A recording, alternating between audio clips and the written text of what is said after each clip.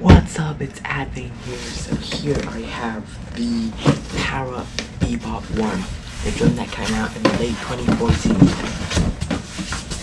I can't believe it. It's only $80 US.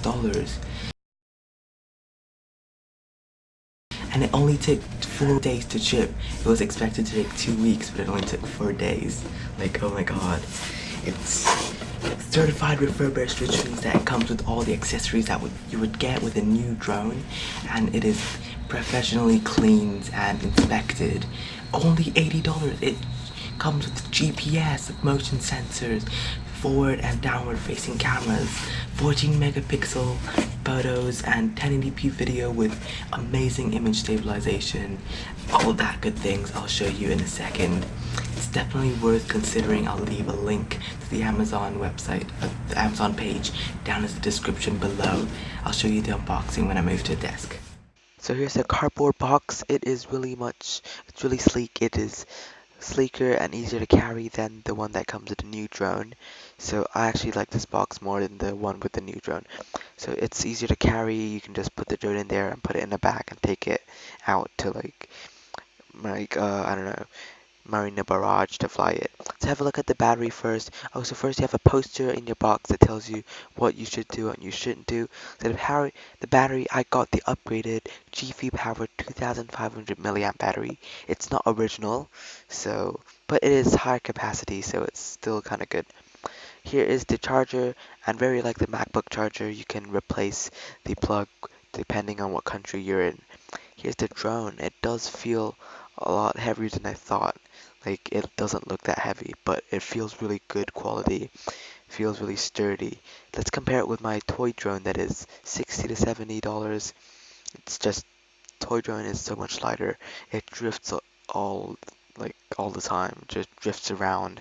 Can't even fly it outdoors. So here are the propeller guards. They are pretty easy to put on. They match the color of your propellers and the head, so in my case it's red, so the red bit goes in front. And as you can see, the black bit, actually it just folds in a little bit, so you probably know that it shouldn't be in front of the camera, right? Some people have been doing it wrong. I don't know, for whatever freaking reason, they're just putting it either upside down or the other way, or the wrong way around, like front and back, or like left to right. So I put it wrong, because the text has to be facing down, or the text has to be upright. So let me just switch it around. I don't know why people are putting it wrong. Just pay more attention when you're putting the propeller guards. I know it's a bit more confusing than the ones that come with DJI drones, because the DJI ones are just, four of them are the same.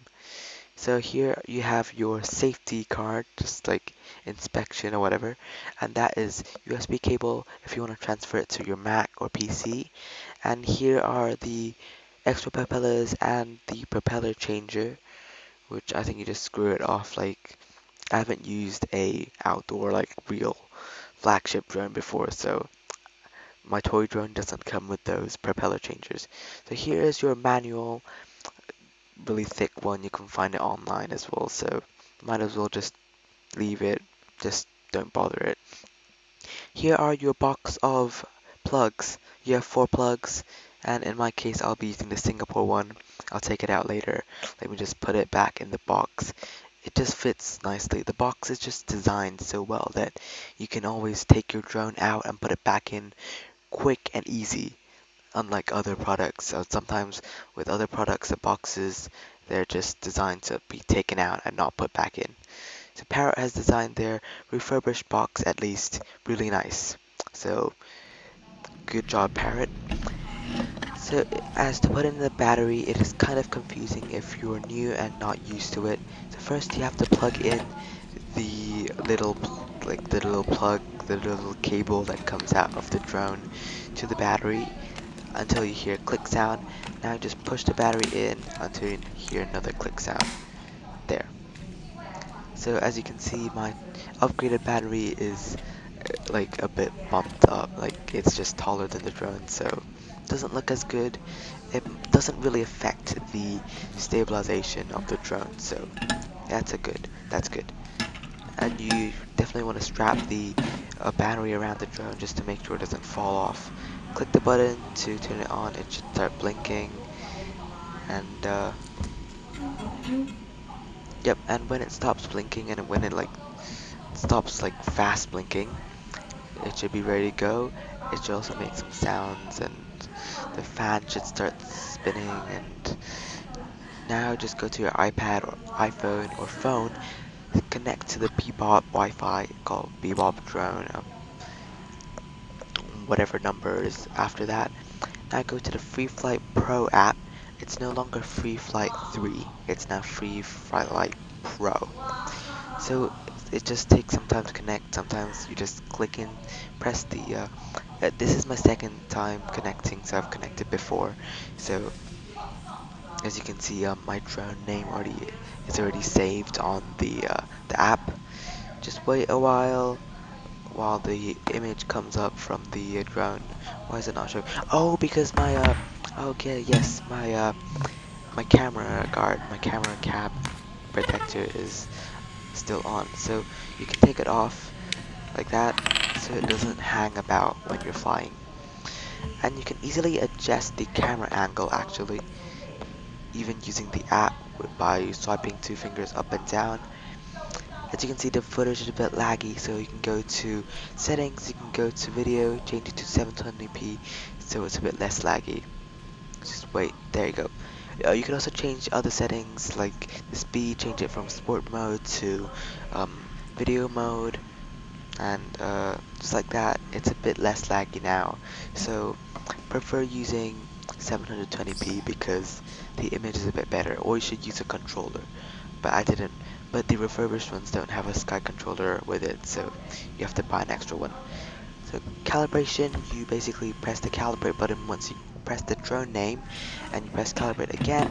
Now you just spin it on the z-axis. Now you spin it on the y-axis. After that, spin it on the x-axis. It will indicate how you spin it on the app, so it's pretty easy. Also, try to press flat trim, which basically just like it's a bit like it just knows what is a flat surface and how to keep the drone flat in the air. Press calibrate. I think that will do. I don't know. I've never used this before, so from my experience, I just think you press calibrate. If I got it wrong, tell me in the comments. So if you're outdoors, just wait for the drone to get its GPS signal. You can go to fly and film, or you can go to flight plan, but you have to pay another $20 to enable the flight plan feature. So, so this was my first flight of the Bebop drone. I forgot to take the lens cover off. As you can see, it was hanging there, recorded in the footage. So it was really stable, it hovered really well. Bringing it down does not drift away. It's just such a good drone, and you know it's $600, $500 original price. It's a premium drone, a flagship drone that came out in 2014. So full throttle forward, it's pretty slow, but you can change it. You can change the speed. You can make it faster by going into settings and changing it to sport mode. So as you can see, when you put it full throttle forward, then suddenly stopping it, it will like shake and give a bit of that bad quality to your footage. You can record tennis with your drone definitely, but it only record for 15 minutes because the battery isn't that good.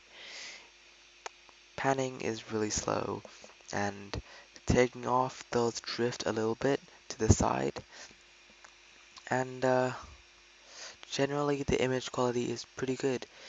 You can't make it automatically follow you, however you can use your manual control to make it follow you. So basically just walk forward and just look at your phone screen and just push the throttle forward and to the side if you're walking to the side.